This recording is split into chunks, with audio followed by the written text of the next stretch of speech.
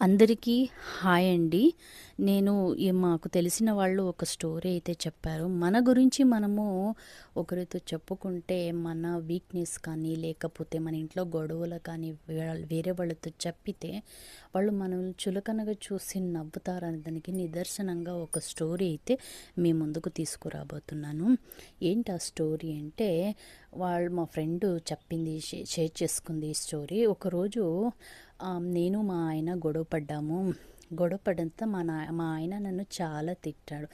చాలా బాధేసింది, ఏడుపొచ్చింది. ఎవరి దగ్గరైనా చెప్పుకోవాలనిపించింది.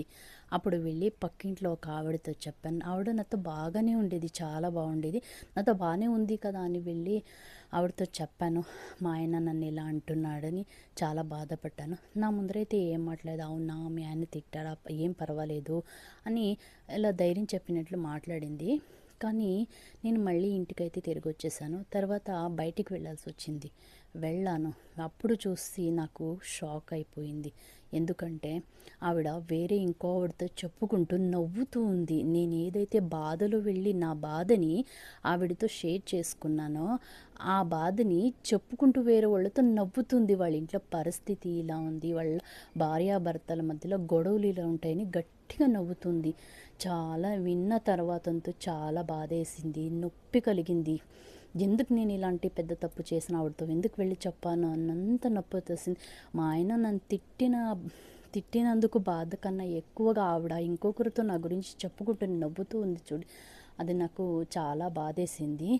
అప్పుడు ఆలోచించాను, ఎందుకు ఇలా చేసింది ఆవిడ అని ఆలోచించాను. ఆ తర్వాత అర్థం చేసుకున్నాను నేనే.